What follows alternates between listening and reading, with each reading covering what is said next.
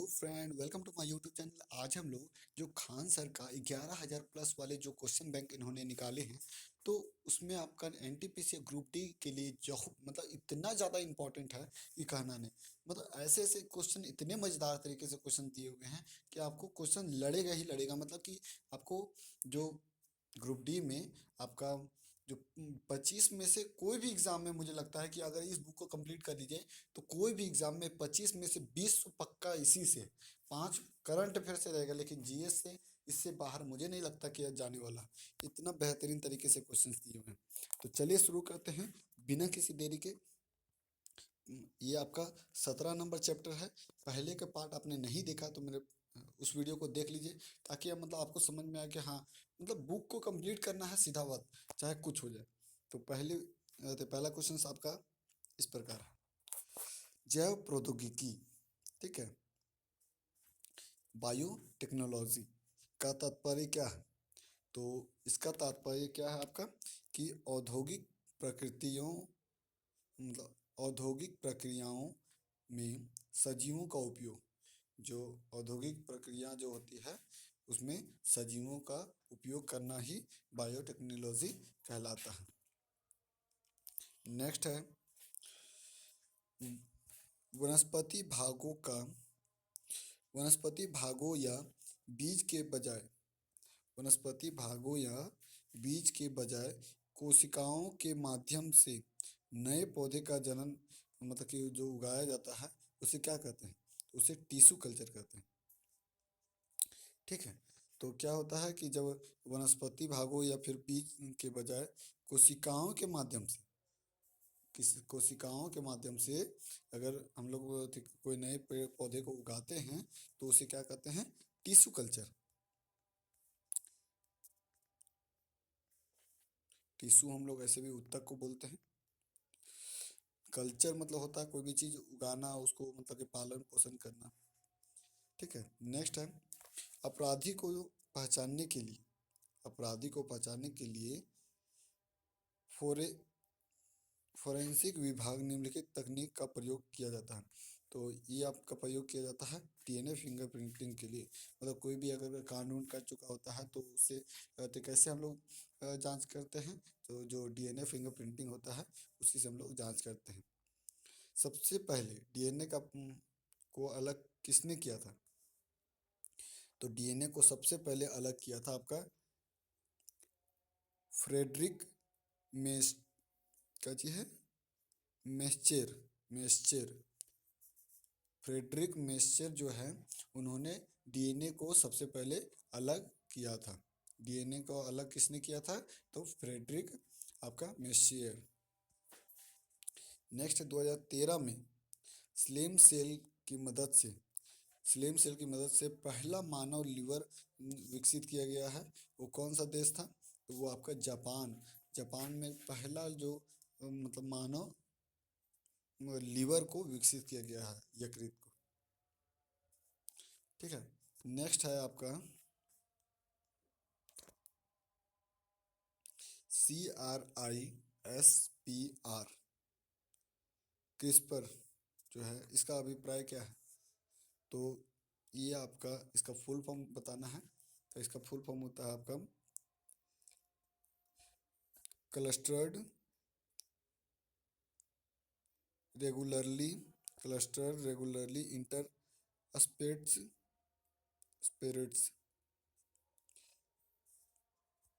Clustered regularly interspaced palindromic repeats. Colours जो आपका colours regularly है आपका इंटरस्पेड्स पैलिड्रोमिक रिपीट्स, इसका फुल फॉर्म होता है। नेक्स्ट है आपका अनुवांशिक। नाम भी खतरनाक है, जीभ से पलटाता ही नहीं। ठीक है, अनुवांशिक अभियांत्रिकी का दूसरा नाम क्या है? तो अनुवांशिक अभियांत्रिकी का दूसरा नाम होता है पुनः संयोजन डीएनए प्रौद्योगिकी। क्या अनुवांशिक अभियांत्रिकी का दूसरा नाम क्या है? पुनः संयोजन डीएनए प्रौद्योगिकी। ठीक है, नेक्स्ट क्वेश्चन आपका है कि निम्नलिखित में से कौन ट्रांसजेनिक फसल का उपयोग मतलब उदाहरण है। तो ट्रांसजेनिक जो फसल होती है वो होता है आपका पालक। ट्रांसजेनिक फसल कौन है? पालक। जेनेटिक इंजीनियरिंग के संबंध में निम्नलिखित मतलब भिन्न इसमें पता लगाना है अलग को। तो जो भिंडी होता है वो जेनेटिक इंजीनियरिंग के संबंध में आपका भिंडी है वो संबंध है, मतलब इससे भिन्न है जेनेटिक इंजीनियरिंग।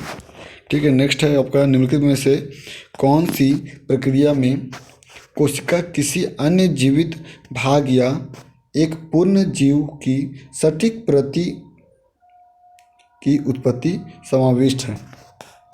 एकदम सटीक प्रति उत्पत्ति समाविष्ट है वो आपका किस में है? तो क्लोनिंग में। क्लोनिंग में जो है तो ये प्रक्रिया क्लोनिंग प्रक्रिया जो होती है इसमें क्या होता है कि कोशिकाओं के अन्य जीवित भाग, कोशिकाओं का अन्य जो जीवित भाग होता है या एक पूर्ण जीवित आपका जीव जो है उसको सटीक प्रति उत्पत्ति समाविष्ट करता है क्लोनिंग के द्वारा, क्लोनिंग प्रक्रिया से। नेक्स्ट आपका भारत में डीएनए फिंगरप्रिंटिंग का पितामह किसे कहा जाता है? तो इसे कहा जाता है लालजी सिंह को। लालजी सिंह को क्या कहा जाता है? डीएनए फिंगरप्रिंटिंग के पिता के रूप में जाना जाता है। वाह, लालजी। ठीक है, चलिए नेक्स्ट देखते हैं हम लोग। अच्छा, नेक्स्ट चैप्टर खत्म हो गया। अब छोटे छोटे चैप्टर बचा हुआ है। अब इसके बाद आपका कौन सा चैप्टर? तो प्रमुख जैव वैज्ञानिक यानी आविष्कारक, मतलब कौन कौन किसको किसको खोज किया है, बहुत ज़्यादा इंपॉर्टेंट है। पहला क्वेश्चन आपका है किसने सबसे पहले पेसमेकर का खोज किया? तो आपका जॉन्स हॉब्स।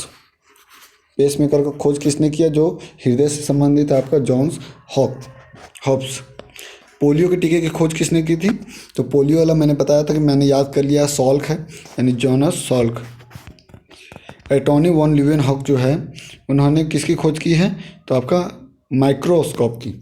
एंटोनी वॉन लीeuwenhoek जो है लीeuwenhoek इन्होंने सूक्ष्म जीव की भी खोज की थी और माइक्रोस्कोप का भी खोज किया इन्होंने। लुईस पाश्चर ने क्या रेबीज के टीके की खोज की है? लुईस पाश्चर ने रेबीज के टीके की खोज की है। चेचक के लिए जो टीका किसके द्वारा प्रदान किया गया? तो आपका जो एडवर्ड जेनर है उन्होंने चेचक के टीके की खोज की है। ओरल पोलियो वैक्सीन डैश द्वारा विकसित किया गया है, तो किसके द्वारा? तो आपका जो अल्बर्ट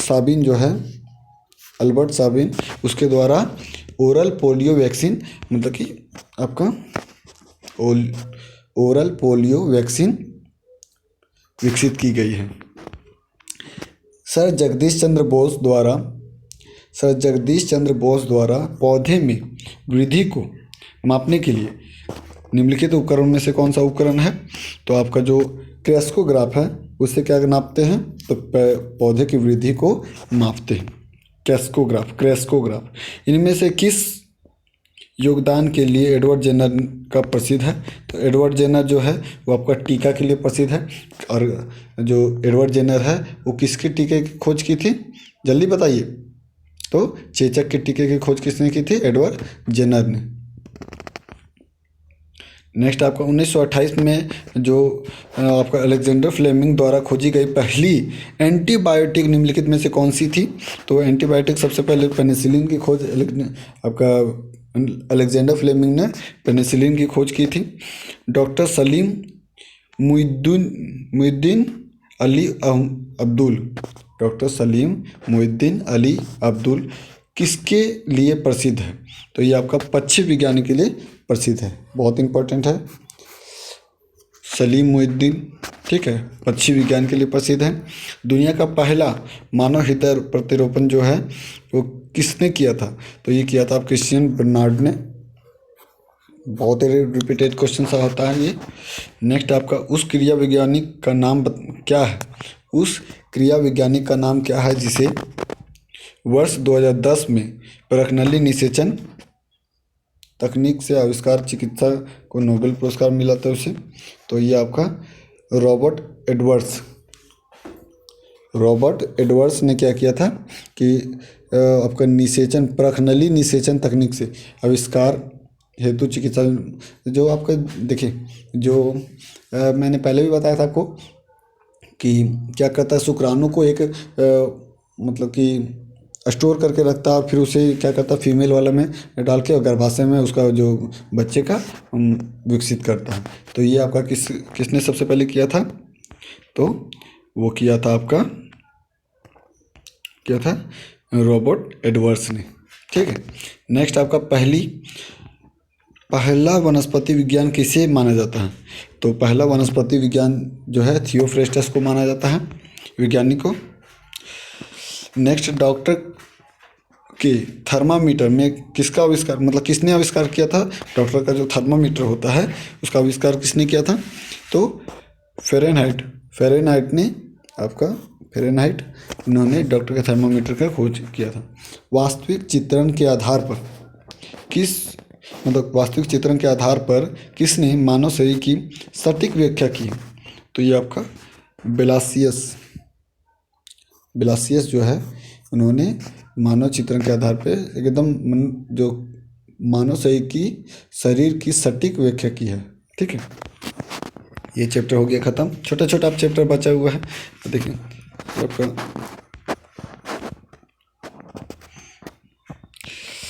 तो पर्यावरण और प्रौद्योगिकी बहुत ज़्यादा इम्पोर्टेंट है। इससे क्वेश्चंस बार बार पूछे जाते हैं और हम लोग क्या करते हैं कि ये सभी को नेगलेक्ट लेके चलते हैं और क्या होता है कि एग्ज़ाम में बहुत सारे क्वेश्चन छूट जाते हैं। इन्हीं लोग से बहुत ज़्यादा क्वेश्चन आते हैं और छूट जाते हैं, इसीलिए सबको कवर करना। चलिए स्टार्टिंग करते हैं। इनमें से कौन पारिस्थितिकी तंत्र का जैविक संगठन नहीं है? तो जलवायु जो है वो पारिस्थितिकी का जैविक संगठन नहीं है। नेक्स्ट है प्रकृति में क्लीनर्स इनमें से कौन है? तो क्लीनर्स जो है वो आपका विघटन क्या है? क्लीनर्स है। निम्नलिखित में से कौन सर्वहारी नहीं है? तो जो आपका सर्वहारी नहीं है वो है आपका सांप। नेक्स्ट हम लोग का है निम्नलिखित में से खाद्य श्रृंखला का दूसरा पेस्टिक स्तर यानी ट्रॉपिक लेवल पेस्टिक जो आपका पेस्टिक है पौष्टिक स्तर क्या है? तो दूसरा पौष्टिक स्तर है आपका चूहा। अतः जो खाद्य श्रृंखला का दूसरा पौष्टिक स्तर क्या है? तो चूहा है। ठीक है। नेक्स्ट देखते हैं हम लोग उपयुक्त खाद्य श्रृंखला में इनमें से कौन सा है? तो खाद्य श्रृंखला कौन है आपका? तो उत्पादन शाकाहारी मांसाहारी ये सभी क्या है? खाद्य श्रृंखला है। प्राथमिक उपभोक्ता किसे माना जाता है? तो आपका जो शाकाहारी होता है उसे प्राथमिक उपभोक्ता माना जाता है। नेक्स्ट है मिट्टी के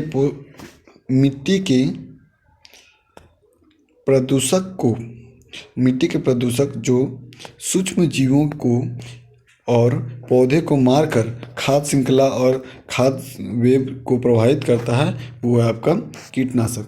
वो क्या है आपका? कीटनाशक। नेक्स्ट आपका डॉक्टर ध्रुव ज्योति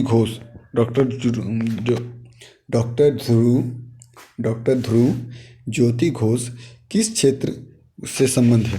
तो ये आपका पारिस्थितिकी से संबंधित है यानी इन्वायरमेंट से संबंधित है।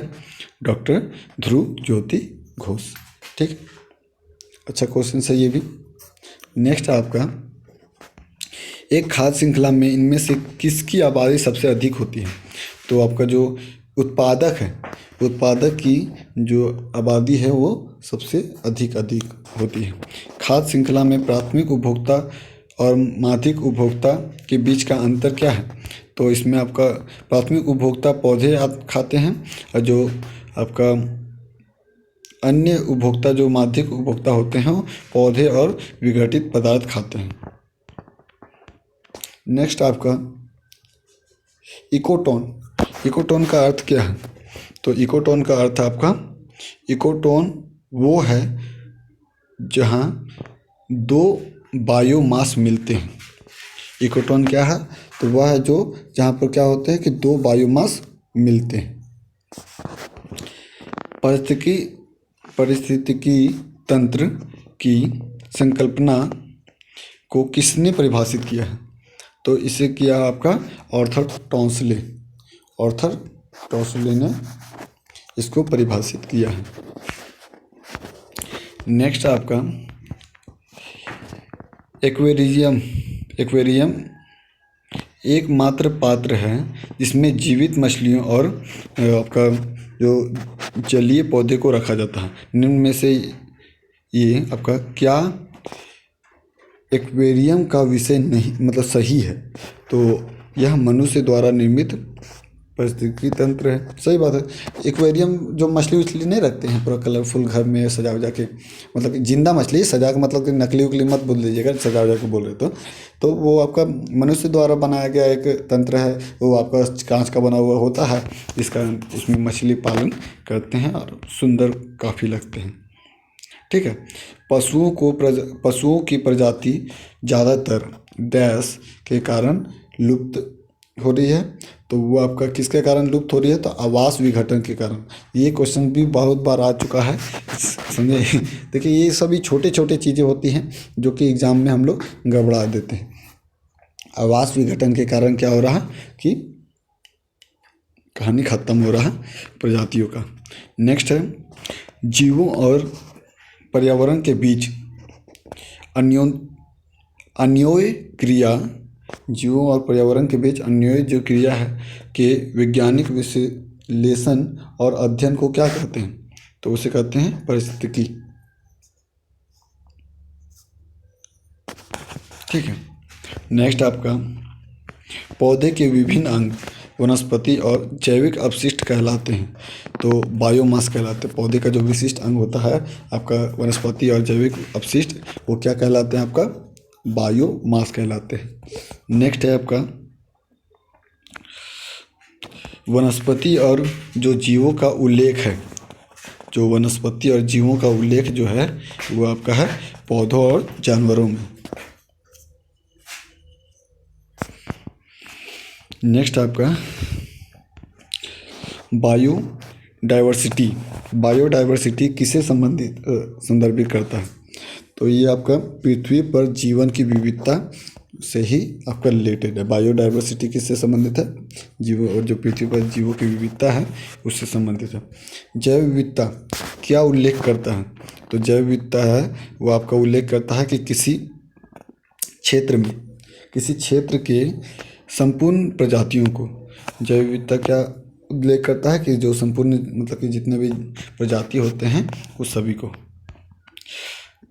बायोलॉजिकल हॉटस्पॉट की मुख्य विशेषता क्या है? तो इसका मुख्य विशेषता है कि कुछ प्रजातियां जो फिलहाल विलुप्ति में स्थिति में है उसे इसके अंदर रखा गया है।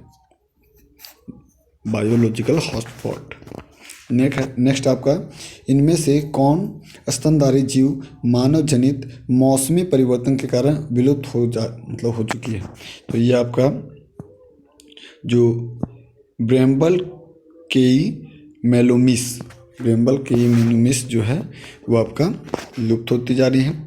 ये सबसे ज़्यादा इम्पोर्टेंट है कि रेड डाटा बुक, ये क्या है? तो रेड डाटा बुक है वो क्या है कि आपका जो भी संकटग्रस्त वस्तुओं हों और पेड़ों को जो है उसको दस्तावेज करता है, उसको मतलब कि जांच उच करता है और उसके बारे में मतलब कि आइए आप हमें कमेंट करके ज़रूर बताइएगा कि जो रेड डाटा बुक है वो कौन जारी करता है। मैं INDP जारी करता है, इसका फुल फॉर्म आप ज़रूर बताइएगा। ठीक है, चलिए आगे देखते हैं हम लोग।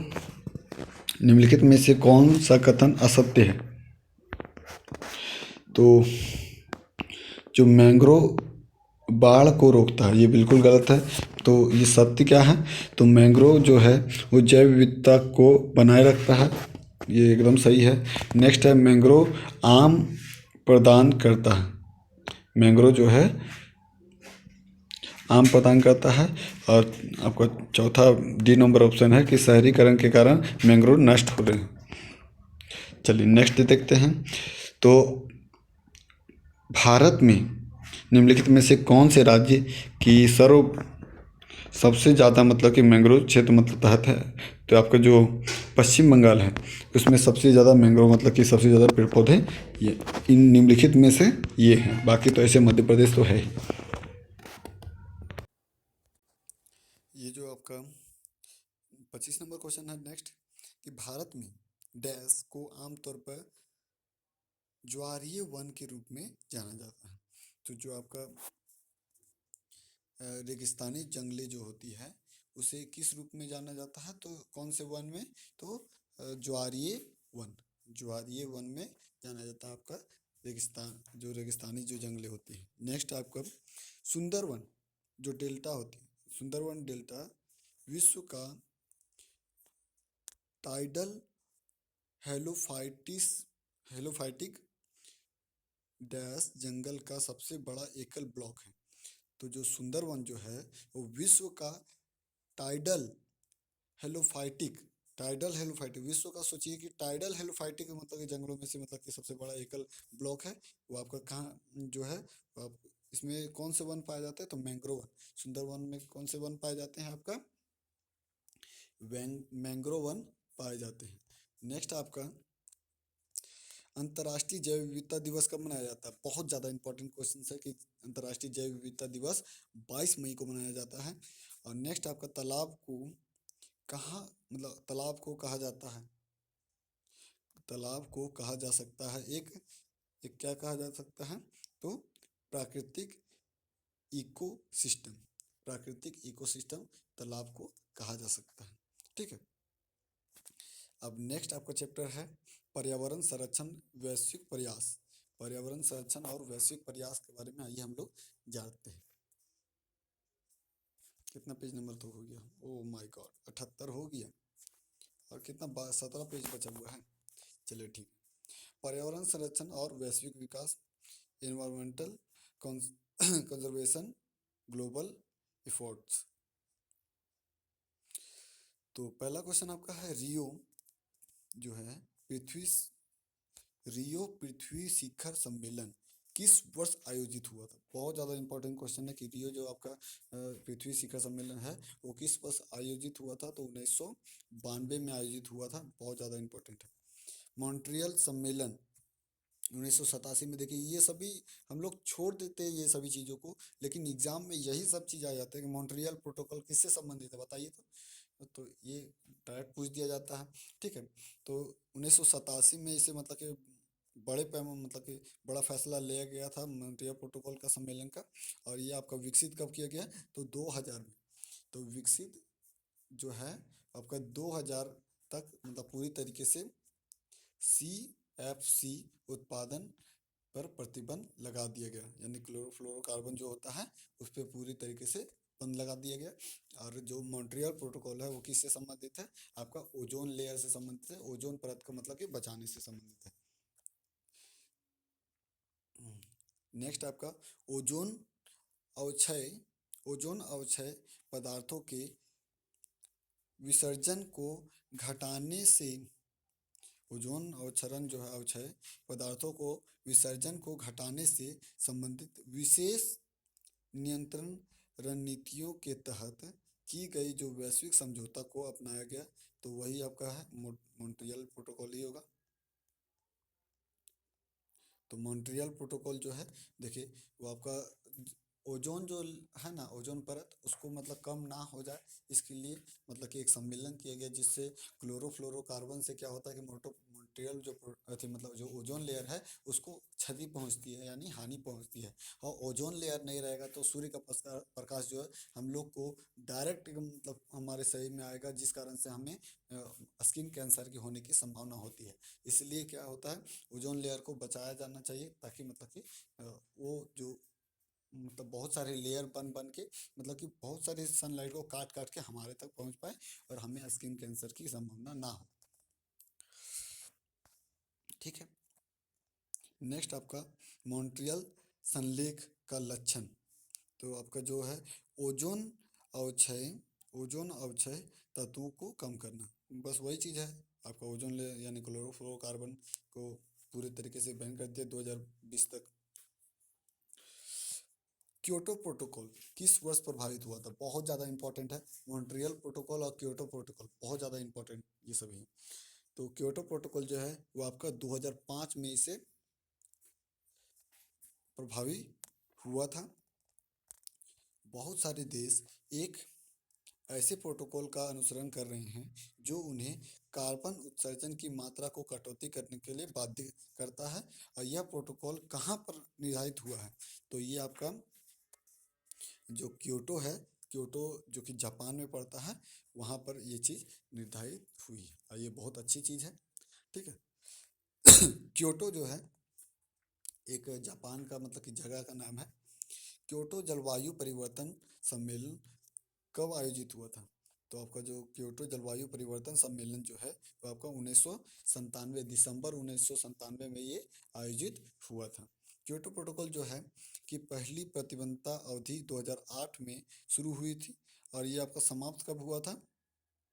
2012 में ये समाप्त हो गया था। ठीक है।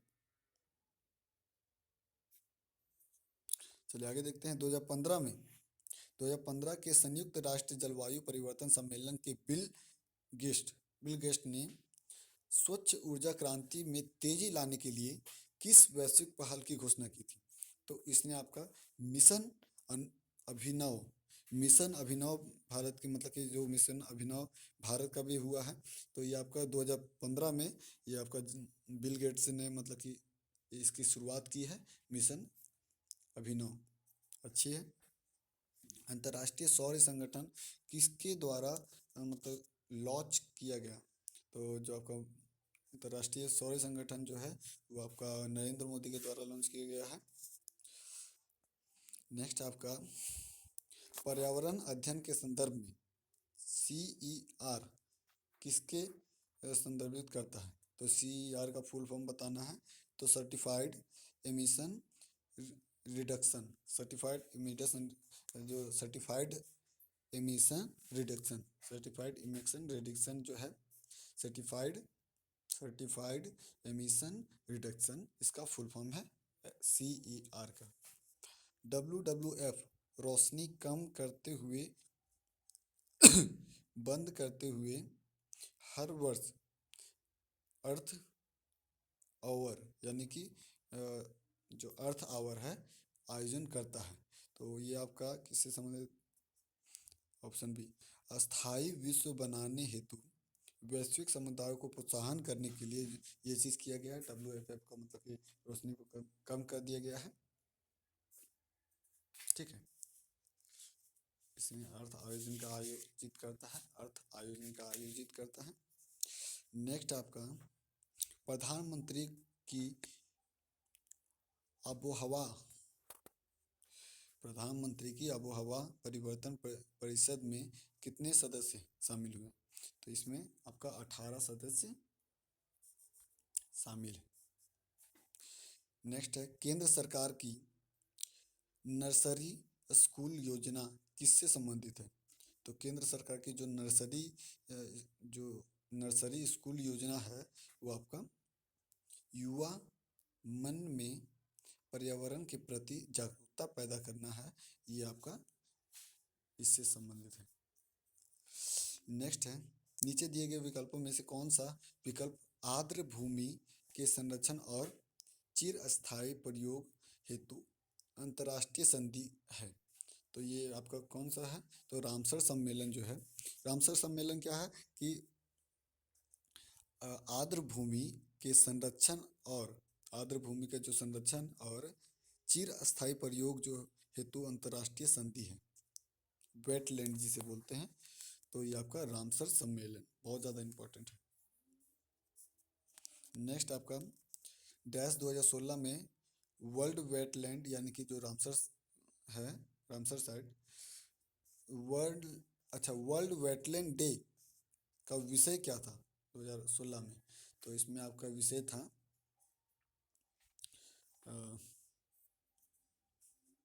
चिर अस्थायी आजीविका। तो हम लोग को अब 2000 ये जो लास्ट वाला है 2021 वाला, ये इसमें हम लोग को विषय जाननी होगी कि क्या इसकी विषय है। ठीक है। नेक्स्ट आपका विश्व वेटलैंड दिवस हर साल कब मनाया जाता है? तो आपका 2 फरवरी को विश्व वेटलैंड यानी जो आपका रामसर साइट दिवस मनाया जाता है 2 फरवरी को।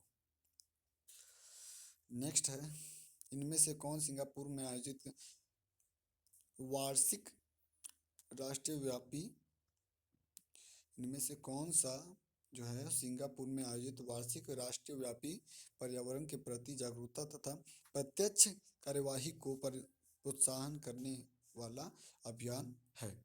तो ये आपका कौन सा अभियान है? इको एक्शन दिवस। कौन सा? तो सिंगापुर के लिए मतलब कि जो पर्यावरण से रिलेटेड जागरूकता मतलब पैदा करने वाला जो है वो इको एक्शन दिवस मनाया जाता है वहाँ पर। अप्रैल 2016 में जो राष्ट्रीय हरित अधिकरण ने डैश को बचाने के लिए अरुणाचल प्रदेश का प्रस्तावित मतलब कि जल विद्युत परियोजना के लिए दी गई पर्यावरण की मंजूरी को निलंबित कर दिया गया है। तो ये आपका क्या था? काली गर्दन वाले जो आपका सारस है को बचाने के लिए जो अरुणाचल प्रदेश ने प्रस्तावित जो आपका जल विद्युत परियोजना है उसके लिए पर्यावरण मंजूरी को निलंबित कर दिया। नेक्स्ट आपका ये सभी वो 2016 के थे, उतना इम्पोर्टेंट है नहीं, ठीक है। अभी का जो है उसे हम लोग को जानकारी चाहिए। भारत का पर्यावरण यानी जो संरक्षण अधिनियम किस वर्ष पारित हुआ था? बहुत ज़्यादा इंपॉर्टेंट है कि भारत का पर्यावरण जो संरक्षण है वो आपका 1986 में। ये एग्जाम में इतना बार आ चुका है ना, इतना बार कि कहना नहीं।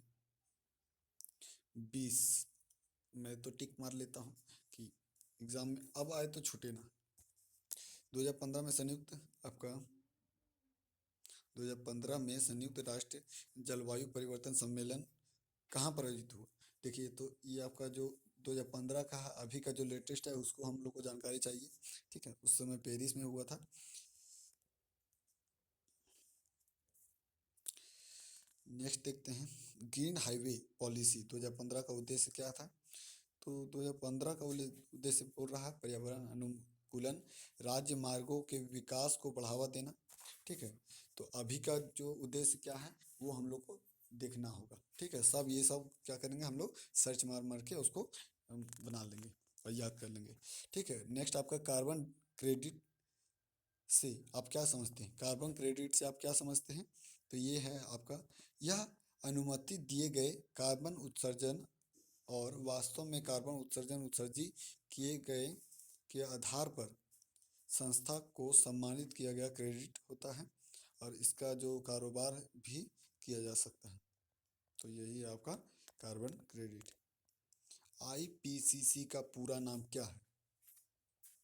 तो आईपीसीसी का पूरा नाम है inter government panel on climate change.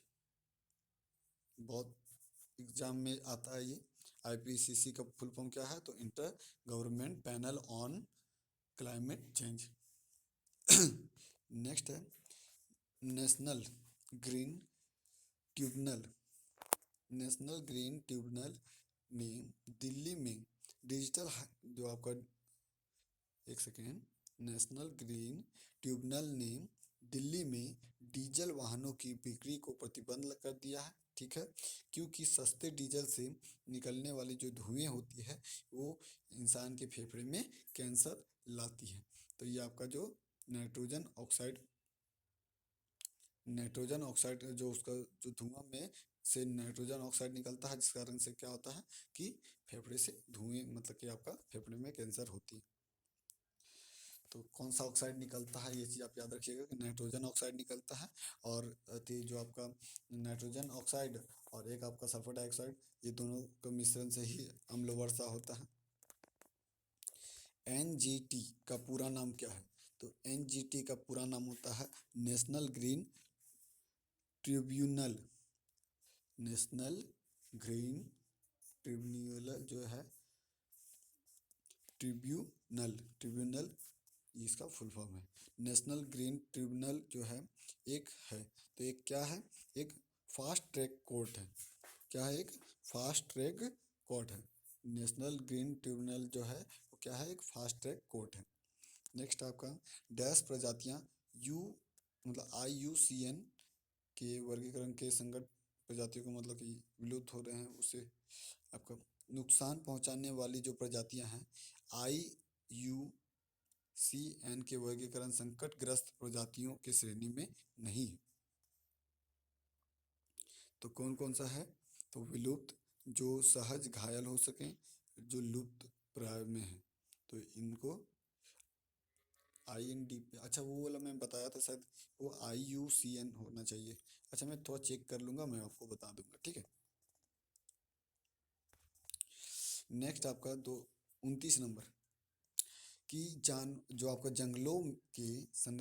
और जंगलों के संरक्षण और नए पेड़ों के रोपण हेतु लोगों में जागरूकता पैदा करने के लिए 1950 में डैश द्वारा वन महोत्सव का शुरुआत किया गया था।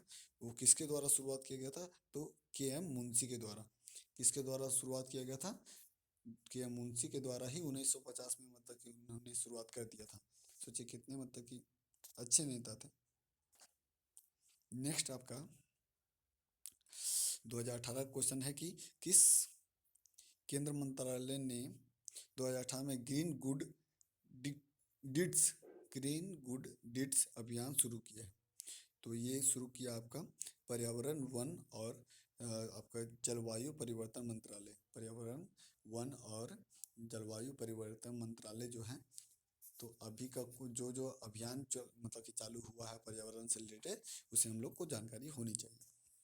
नेक्स्ट आपका राष्ट्रीय जल मिशन जलवायु परिवर्तन पर राष्ट्रीय कार्य योजना के तहत गठित किया गया है और इसे माननीय प्रधानमंत्री द्वारा किस साल शुरू किया गया? तो ये आपका शुरू किया गया है 2008 को। कब शुरू किया गया है? 2008 को, ठीक है, जो कि राष्ट्रीय जल मिशन जलवायु परिवर्तन पर राष्ट्रीय कार्य योजना के तहत गठित किया गया है। नेक्स्ट आपका विश्व पर्यावरण दिवस कब मनाया जाता है? तो विश्व पर्यावरण जो दिवस है वो आपका 5 जून को मनाया जाता है। कब मनाया जाता है? 5 जून को। ये हो गया चैप्टर खत्म। अब इसके बाद है आपका